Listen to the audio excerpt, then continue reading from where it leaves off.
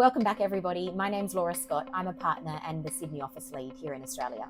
Today I'm joined by Kath, an associate who has been with us for 9 months. Welcome, Kath. Thanks, Laura. And we're going to talk about the pros and the cons of moving from a large consulting firm to a boutique consulting firm like ADAPTOVATE. We're going to unveil some of the myths potentially about a small consulting firm and what it can still offer you. But then also absolutely acknowledging the grounding that a large consulting house can give you as well. Mm. So welcome, Kath. Great to have you here. Thanks. Excited to be here. So, Kath, love you to tell us a bit about your journey. Take us right back. Talk to the listeners and give them a bit of a view. Yeah, of course. So I did uni in Dublin, Ireland. So I'm half Irish, half Australian. I studied a Bachelor of Politics, International Relations and French. So French. Did that, yep. Can you still speak French? A little bit, but please do not test me. Okay. So I did that for 4 years, did it during COVID. I loved the degree, but COVID in Dublin was a bit tough. So I wanted to move back to Australia. I'd lived in Perth. So you had been here? So I had lived in Perth a little bit. I grew up, went to high school there. And I just wanted to move back to Australia, but I also wanted to go to a bigger city than Perth. Okay. So I decided to come to Sydney. I was also fortunate that I had a job offer from one of the consulting firms to come over here. So I took that offer, came on a plane by myself with 2 bags. Did you? Really? Wow. And yes, started like the next week. So no family here, just applied for the role from Dublin? So applied from Dublin, so had to do all those late night calls. Oh, wow. So I had like a 2 a.m. case study and everything. Oh, geez. But I kind of like that. I like kind of thriving under pressure.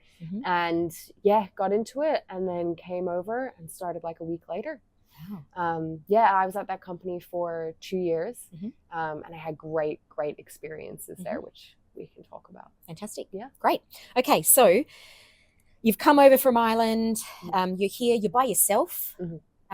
So talk to us about how you first made connections when you came over here. Yeah, so a big part of connections was the people I knew who had moved over to Sydney from Ireland or from Perth or from some of the other places I lived, but also from work as well. Okay. So the place I was in before, we had a really great cohort.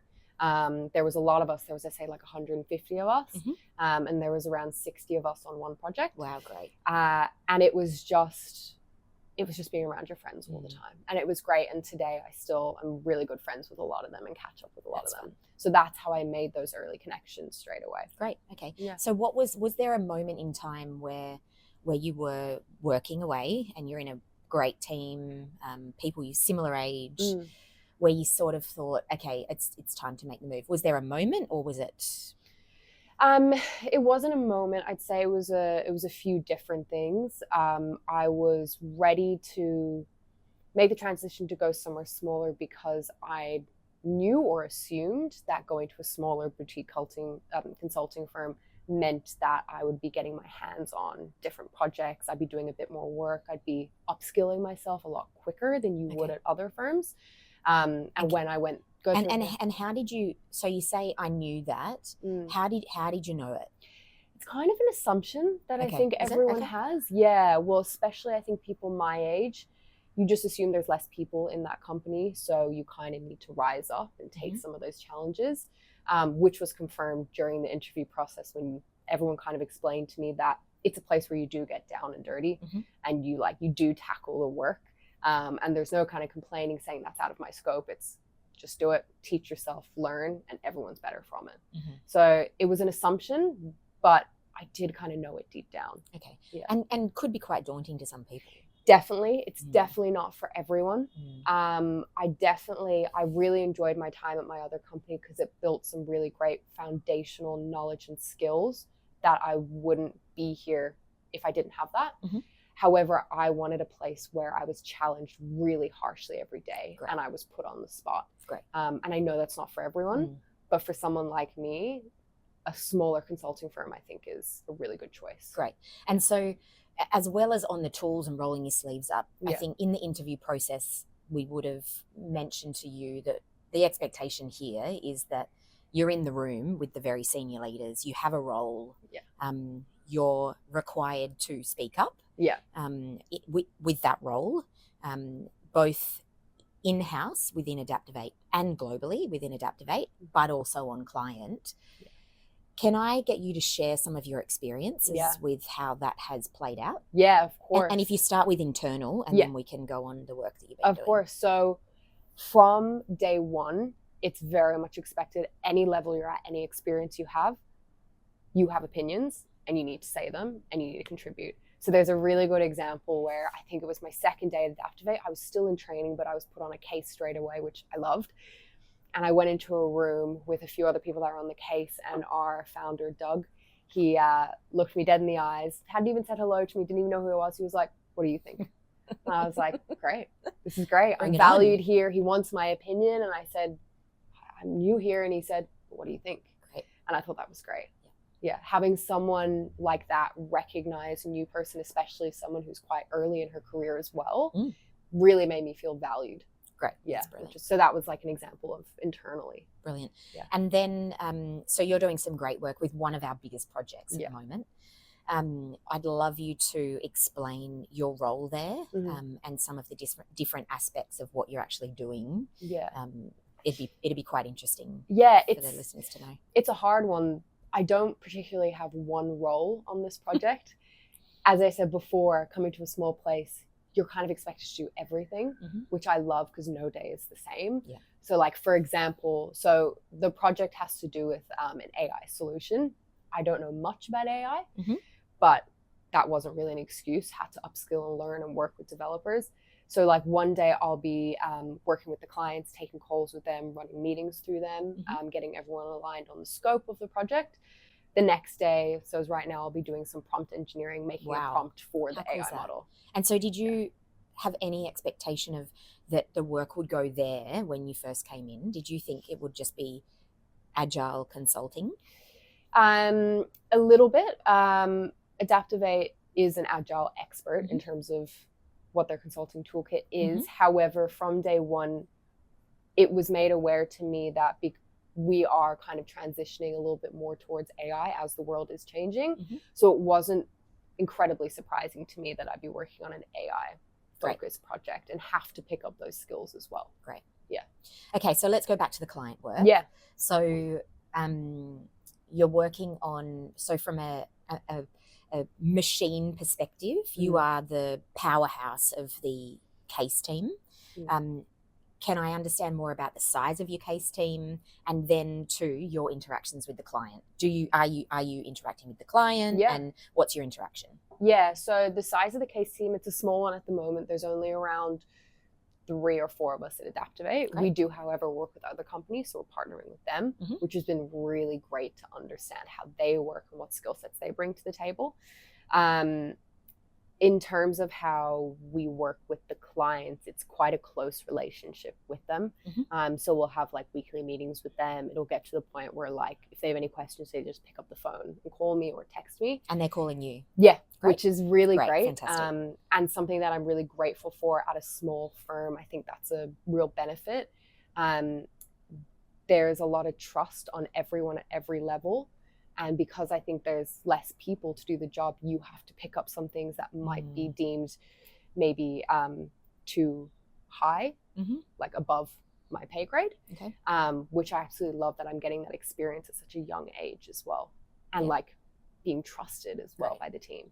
Was there anything from a client perspective that, because you maybe hadn't had that experience before, that when you were handed, you went, oh, wow, okay, not sure how to do that? Yeah. Or just haven't done that before? I mean, you're a very personable person. So the customer focus and customer views and engagement is your superpower. Yeah. Was there anything that you got that you went, oh, and then how did you tackle it? Yeah, so a big challenge for me was understanding how to mitigate or deal with issues that arose with clients.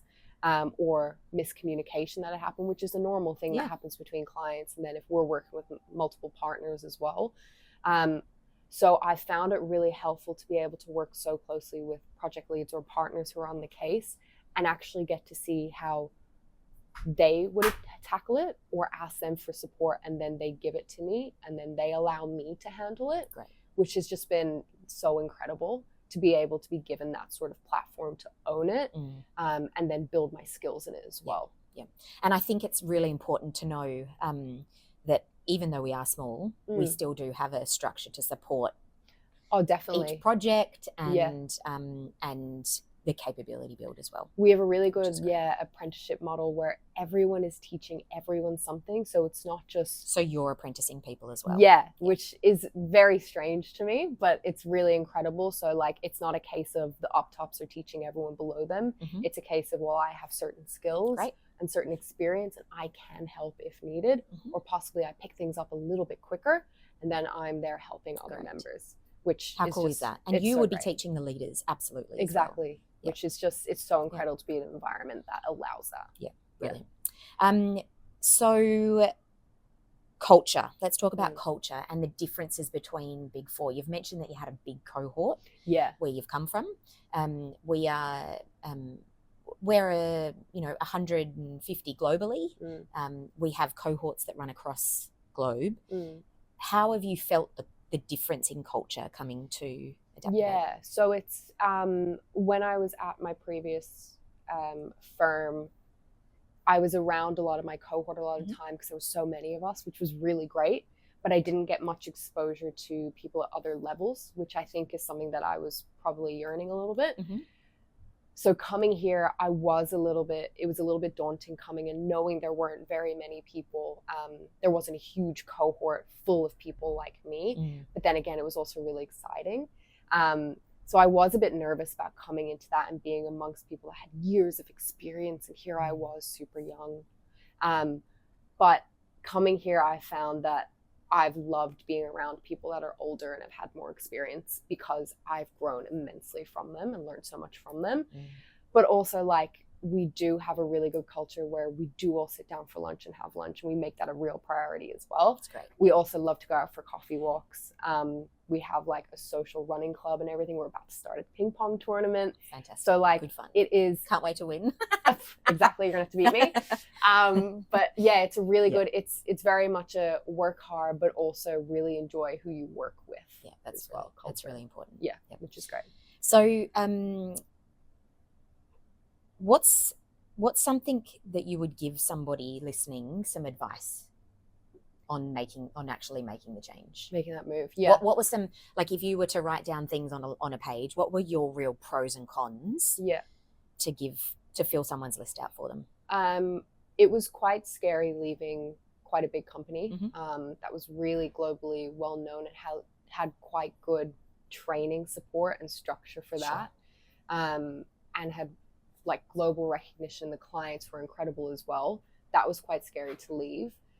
But for me and my personality, I knew I needed to be in a place where it was a smaller environment with probably slightly smaller projects, but it meant that I had to do more and I was pushed to my limit, which I know isn't for everyone. But I think if you're someone like me that loves a challenge, loves to work hard, but also really wants to learn a lot really fast, I think a small firm is for you. That's probably the advice I give. Great.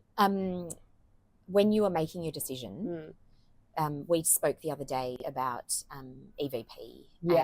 And I think, and I was talking to somebody else this morning saying from their daughter's perspective that you put both up on a piece of paper and you do a comparison. What are the comparisons that you think are valid for people to make pros and cons of both? In terms of EVP? In terms of EVP and things like that. Yeah, so just a bit of background, we have a really good employee value program where we're given a certain amount of credit, which we can spend on professional development, health and well-being. But a really great one is visiting one of our global offices for 2 weeks.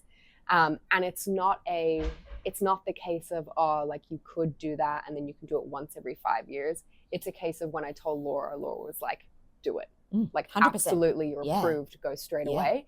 So I'm going to the Polish office in July for 2 weeks, which is incredible. And they're so excited to have me. That's a huge pro, I think, because you want me to grow and you want me to experience the other environments straight away. Whereas in a bigger firm, it might be a little bit harder to get that just because there's so many people. But you really prioritize me going on something like that. And so many of us have, so many people have been to like the Singapore office, the American office, the Canadian office. And we have heaps come here as well. Oh, we have so many people who've come here as well. And it really helps connect us quite a bit. Like, it's really not like these offices are really segregated from us. We know them and we know them well, and then we're happy to Slack each other and say, hey, I need help with something, or have you done experience with the globe closer. It's incredible. So just to confirm, not a junket. There is an agenda. Oh, you absolutely. have put together training. Oh, absolutely. You have to go with some sort of purpose. Do you want to actually go into that? Can you talk about what you're going to be doing there, and what the prep you've had to do, and those types of things? So there's kind of two sides to it. What can I bring them, and then what can they give me? So I'm going to go and give them a lot of, introduce them to the project that I'm on, because it's quite well known around our offices what I'm doing. Get them to understand how that works, what that means for them, and how it can maybe impact some of their clients and how they can introduce it into their business model. But saying that, I'm going there to understand how they work, how they do things, and hopefully learn from them and be able to bring something back from them to our Sydney office as well. So it's a mutual exchange of support and knowledge. Which is great. Wonderful. Yeah. So, Kath, that was really interesting. Thank you. It's really cool to see your journey, to see how brave you were coming from Ireland to Sydney, not even Perth, without family. So well done. That's huge, and a testament to the person that you are and that you bring to our team. And then to hear more about your journey, and the impact that ADAPTOVATE has had on you. So thank you. The work that you are doing on case and in the office, you're a huge part of the team, and I'm really excited to see you grow. I'm super excited to grow more. Thank you.